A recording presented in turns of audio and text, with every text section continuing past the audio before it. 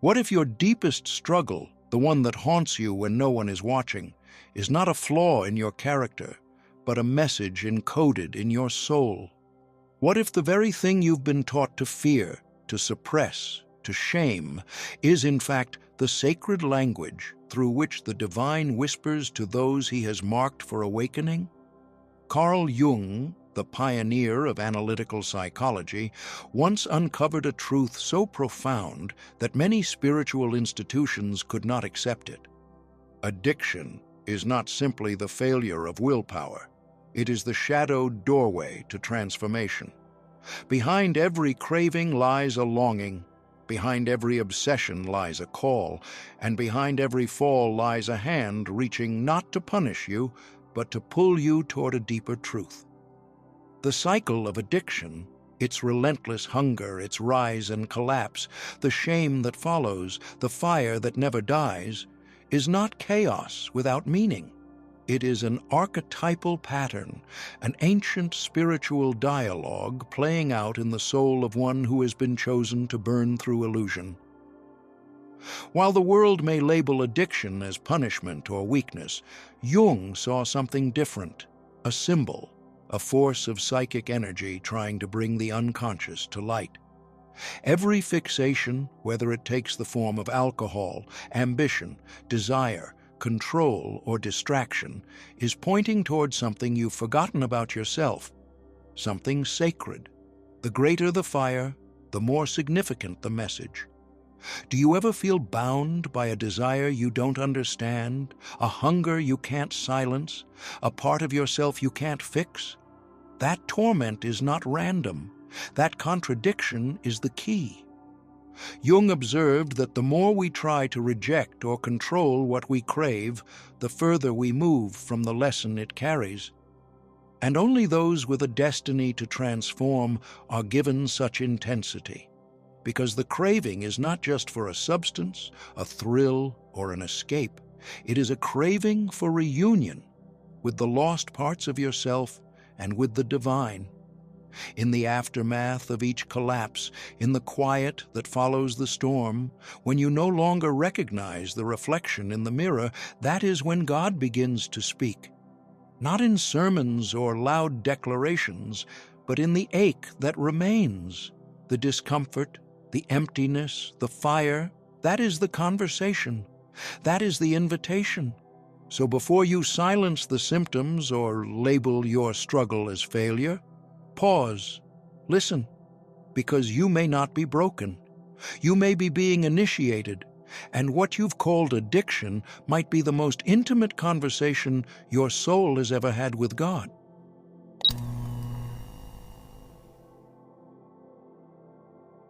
There is a hunger inside you that nothing seems able to satisfy. You try to quiet it with habits, with people, with accomplishments, with endless distractions. Yet, no matter how much you consume or achieve, the emptiness always circles back, stronger and more insistent than before. It feels like a hollow space that no amount of effort can fill. Carl Jung called this intensity the spiritual thirst, a craving not of the body but of the soul. He believed that at the root of every addiction lies a longing for something sacred, something deeply lost within the human psyche. When you reach for that drink, that distraction, that momentary escape, you are not simply slipping or failing. You are responding to a call you have not yet learned to translate. Your soul is crying out for meaning, and addiction becomes the only language it knows how to speak. This inner thirst is not new. It is ancient, woven into the history of humanity. But while many people feel a gentle longing, only a small number experience it as a fire that refuses to dim. Only certain individuals carry this relentless ache, this inner hunger that insists on being acknowledged. These are the individuals Jung believed were marked with a particular sensitivity, chosen to walk a path that others cannot understand. They are pursued by a deeper purpose, unable to settle for the surface-level comfort that satisfies most people. While others can taste pleasure and step away, you may find yourself consumed by it. While others can enjoy a drink without being pulled under, you feel something inside shift the moment you touch it. And that difference is not a sign of weakness. It is a sign of depth. The truth is, what pulls you into addiction is often not the substance itself. It is the longing behind it. It is the ache for connection, for transcendence, for a sense of belonging that cannot be bought or earned. The craving that lives inside you is not craving the object. It is craving the meaning that the object temporarily imitates. And because you are wired to feel life more intensely than others, the gap between what you want and what you have becomes unbearable. That gap is where addiction is born. Jung believed that only those with a powerful potential for transformation wrestle with this kind of inner storm. The restless soul is often the one chosen for deeper work, for a journey inward that will eventually reveal something extraordinary. So, when your craving grows louder, when the emptiness feels like it could swallow you, it is not a sign that you are broken. It is a sign that something within you has outgrown the life you have been living. The longing becomes more intense because the call becomes more urgent. Most people can live without ever confronting this level of inner pressure. They can take pleasure lightly. They can walk away easily. But you cannot. And that difference is not your curse. It is your sign. The hunger that refuses to be satisfied is evidence that there is something greater trying to reach you, something trying to pull you toward a transformation you have resisted for years. The intensity of your craving is proof that your soul will no longer accept a life lived on the surface. You may think your addiction is trying to ruin you, but perhaps it is trying to awaken you, because the deeper the thirst, the closer the truth lies. And the emptiness you keep trying to escape may be the doorway through which your transformation begins.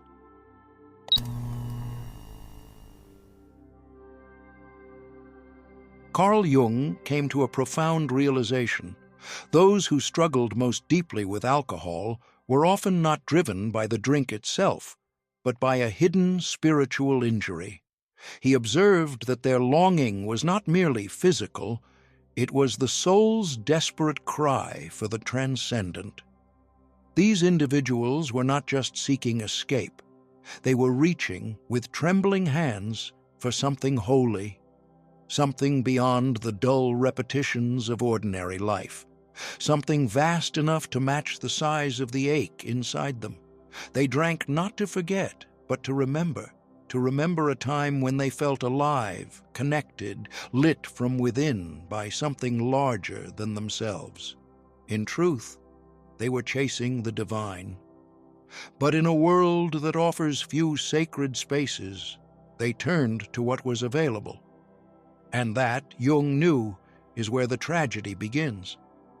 Because here is the great paradox. The very thing you reach for to soothe the pain becomes the architect of deeper suffering. The drink that once offered relief now amplifies your agony. You turn to it for wholeness, but it splinters you even further. You chase the momentary high to escape the emptiness, only to find that it carves the emptiness deeper. The soul that once reached for magic becomes trapped in a cycle that feels like a curse. This is not a weakness. This is the architecture of a spiritual test, crafted with agonizing precision. Jung insisted that this was not random cruelty. This cycle is not a meaningless punishment. It is a sacred structure, a spiritual initiation that only certain souls are asked to endure. Not everyone is called to this path. Not everyone must walk through this wilderness. But for those who do, the message buried in the suffering is always the same. What you are seeking will never be found outside of you. The thirst is real, yes, but it cannot be quenched by material things. The hole inside you is not shaped like a drink, a person, a thrill, or a title. It is shaped like God, and the more you try to fill it with what does not fit, the more it grows. The craving intensifies. The sense of being lost multiplies. This is the moment where most people collapse. They look at the repetition of their struggle and decide they are broken, beyond repair. They label themselves cursed, unworthy of peace. But Jung saw something else entirely. He saw that the magnitude of your craving is the measure of your calling.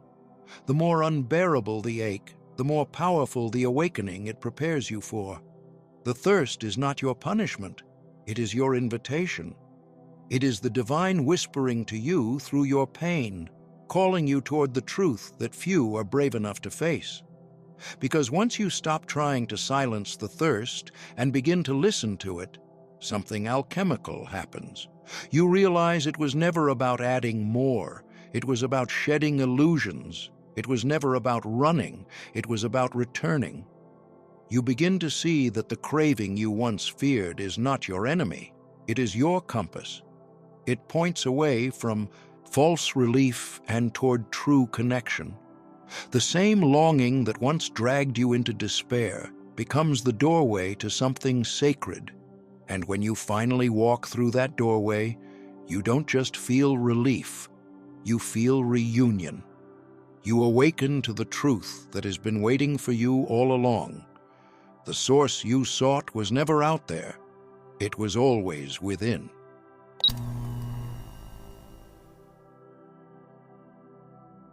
You cannot transcend what you have not yet embraced. And so long as you are still waging war against yourself, grappling with guilt, drowning in shame, clinging to the illusion that you must conquer the addiction through sheer force, you will miss the deeper invitation hidden within the struggle. For the addiction is not your enemy, it is your unhealed self, your forgotten child, your unseen pain wrapped in behavior too loud to ignore. It is not here to destroy you, but to awaken you. To become whole, you must stop running and listen. Listen to the ache, listen to the craving. It is not asking for another escape, it is begging for your presence. Your thirst is sacred. It was never meant to be satisfied by anything outside you. That is the brutal truth Jung discovered. But in that brutality lies an immense grace. It was never supposed to be. The hunger itself is a holy signal. The craving is a doorway. And your struggle is the exact fire meant to burn away the false self and reveal the soul beneath. You've begged, bargained, and promised to change. You've whispered vows in the dark. This time it will be different.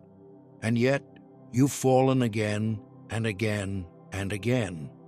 Each collapse feels like confirmation of failure, like a cruel echo repeating the lie that you are too damaged to be redeemed. But what if that's not true? What if falling is not a detour from healing, but the very rhythm of it? What if the descent is not your punishment, but your path? Jung taught that relapse is not failure. It is the shadow pulling you into the place you fear the most, the truth of who you are beneath the mask, the dark corners, the rage you were told was unacceptable, the shame you buried so deep you forgot it was there, the needs you denied to survive. Addiction rips the mask away. Every relapse becomes a sacred confrontation, a moment when the old self breaks open and something real tries to speak. Most people can live behind masks for a lifetime. They follow the script, please the crowd, and avoid the underworld. But you are not most people. You are marked. You are called. And the call does not let you stay asleep. You are dragged into the dark whether you want to go or not. And each fall tears another illusion away. That is why it hurts so deeply, because it is a kind of death, the death of who you thought you were. But Jung knew that in myth, the hero always dies before he is reborn. Descent precedes ascent. The spiral always pulls inward before it opens upward. Your addiction is not senseless. It is symbolic. It has rhythm. It has intelligence. It rises. It collapses. It tempts. It breaks. And in that breaking, it asks you, will you surrender to the truth? This is not about willpower. This is not about being strong. You've been strong your entire life. This is about becoming real. Surrender is not weakness. It is the sacred humility to admit that something beyond the ego is at work, that you are not here to conquer, but to remember. To remember the parts of yourself you silenced to survive. To remember that healing is not about climbing up, but spiraling down into the grief, the hunger, the forgotten longing, until you meet the self you abandoned long ago. And that self is not a monster. It is your medicine. Jung knew, you do not heal by destroying your shadow. You heal by loving it back into wholeness. Every fall is an invitation. Every craving is a message. Every descent, a path. If you dare to follow it, you will not just recover, you will awaken.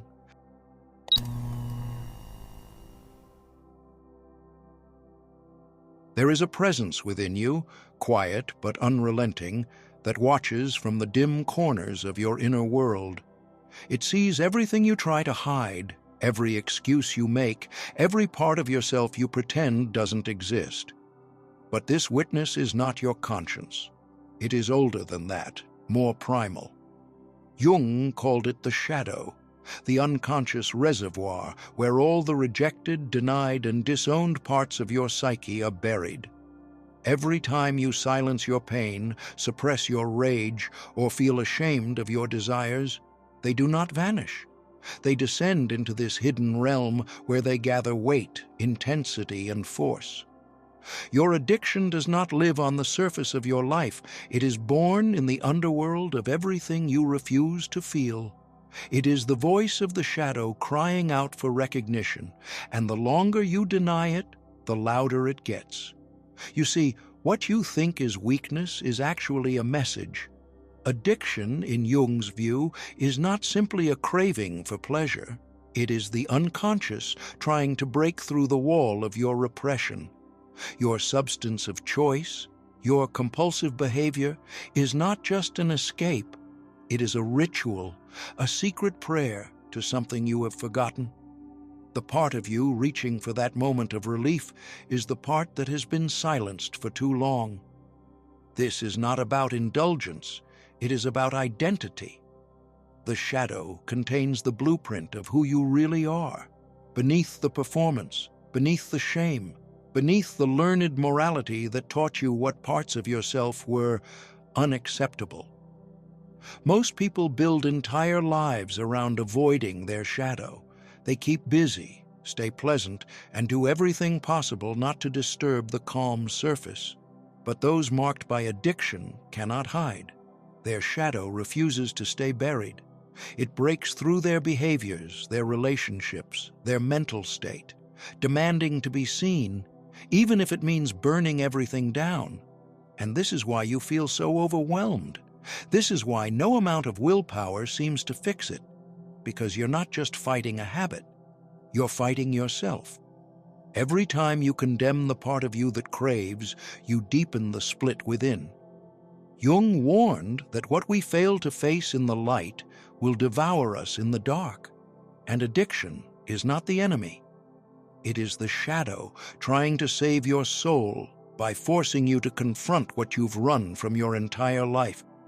The anger you've swallowed, the grief you buried, the needs you denied, all of it lives in the shadow, waiting to be claimed. And the more you shame it, the more it grows, because shame is the oxygen of the shadow. But what you name, what you face without judgment, loses its power to control you. You cannot purify the shadow through discipline. You cannot erase it with prayer alone. You must turn toward it, call it by name, recognize the truth of what lives there. The darkness holds the keys to your freedom. Yes, it will show you the monster you fear you are, but it will also reveal the strength you forgot, the creativity you abandoned, the raw truth that you once disowned. In that confrontation, something holy begins, not the pursuit of perfection, but the birth of wholeness. You were never meant to become flawless. You were meant to become real. And the only path to that reality is through the doorway you've most feared, your own darkness. This is what God entrusts to the chosen, the unbearable tension between destruction and transformation. And when you finally stop running, when you integrate what you've rejected, the shadow becomes your guide. The addiction that once shattered you becomes the compass that leads you home.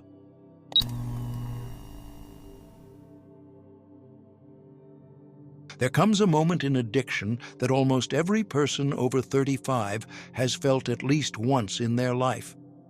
You reach for something that promises relief, something that whispers, "It will quiet the storm inside you."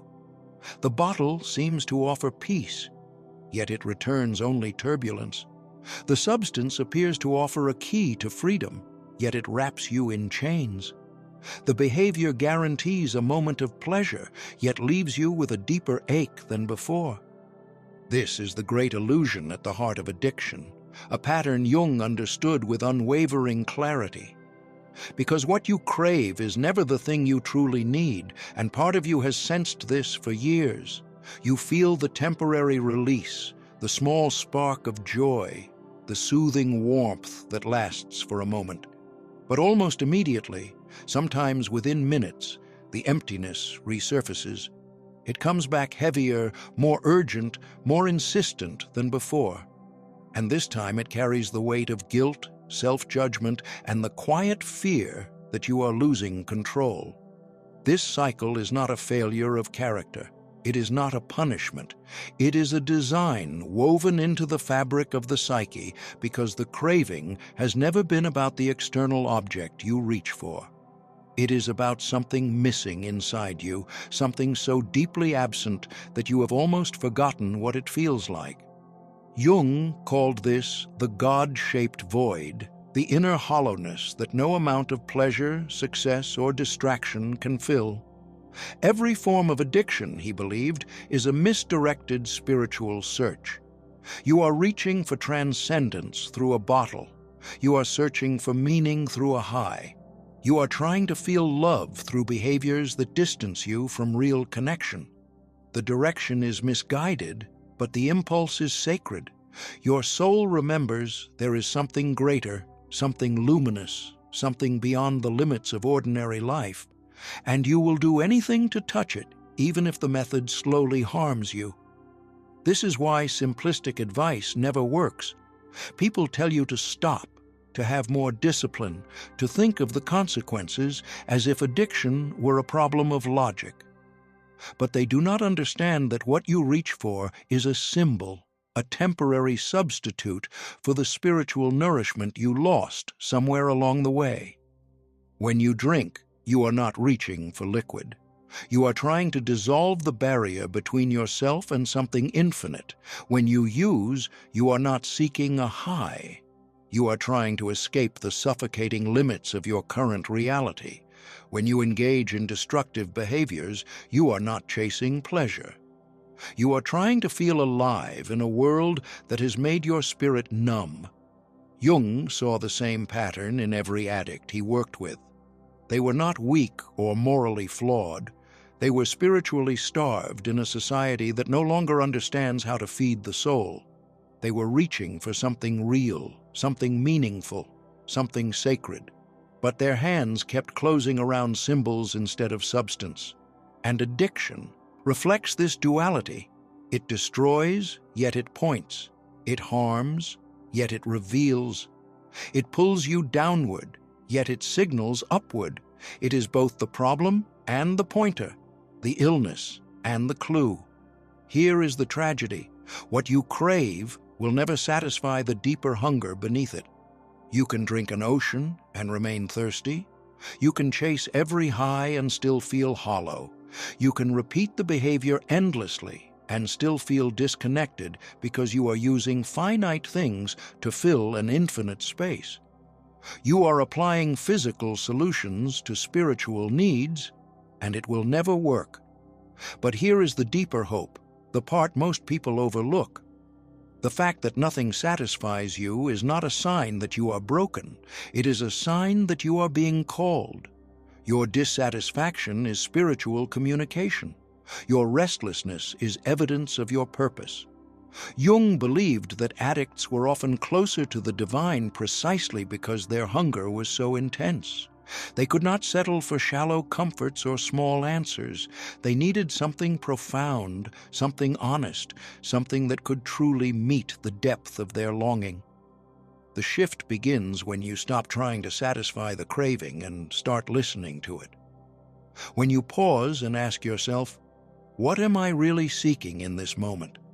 What do I hope this act will give me? Peace, connection, escape, meaning?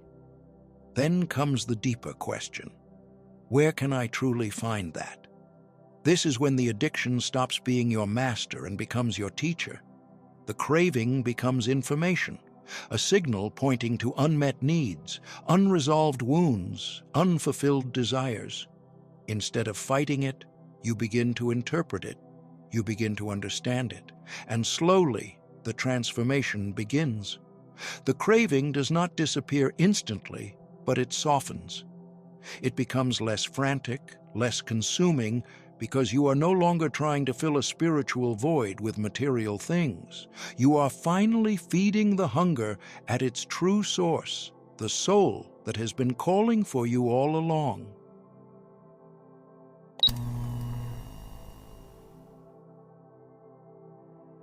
There is a wound inside you that has followed you through every season of your life, a quiet ache that refuses to disappear, no matter how much you distract yourself or how hard you try to rise above it.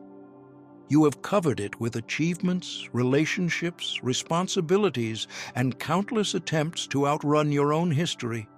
Yet, beneath all of it, the wound remains tender and alive, shaping the choices you make and the ways you protect yourself. Jung understood that certain wounds are not errors or punishments. They are sacred markers placed on the souls of those meant to grow in ways others cannot.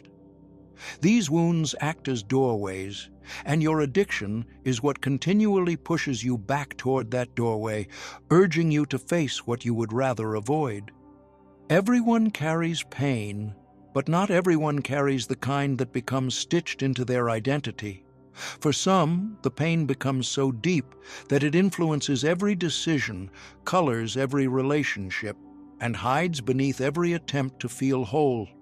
No amount of optimism or distraction seems to reach it. This is the sacred wound. It is the part of you that refuses to heal in the way you want it to, because it was never meant to close. It was meant to awaken you. Your addiction is tied to this wound. When the pain grows too intense, you reach for escape. When the wound opens again, you look for something to numb it. The addiction and the wound move together in a cycle that feels unbreakable. But Jung discovered that the wound is not there to harm you. It is there to teach you, guide you, and reveal the deeper truth of your path. Every time the pain resurfaces, it invites you to look closer, to understand something essential about your purpose. The deepest wounds create the deepest understanding. Those who have never felt abandonment cannot truly sit with someone who has. Those who have never felt crushing shame cannot understand someone trapped in it. But you can. Your wound has given you access to the depths of human experience, and that access is not an accident. You were meant to feel this deeply so you could recognize the pain in others, so you could become a source of compassion in a world that rarely slows down to understand itself. True healing, Jung taught, is not the disappearance of the wound, but the transformation of your relationship to it. The wound becomes sacred when you stop seeing it as evidence of your weakness and begin to see it as the well from which your wisdom flows. When you stop asking, "Why did this happen to me?" and instead ask, "What is this meant to awaken in me?" Everything shifts. The wound remains, but it changes shape. It becomes a place where grace enters, where understanding grows, where the light you offer others begins to take form. This is why your journey has been so difficult. The wound pushed you into addiction, and the addiction eventually pushed you back into the wound. It was never a sign of failure. It was part of the path designed for you, because only those who have walked through their own darkness can help others find their way out. Only those who have felt the weight of their own pain can sit calmly with someone else's. And only those who have learned to live with a sacred wound can show others that brokenness is not the end of the story. It is the beginning of a new one.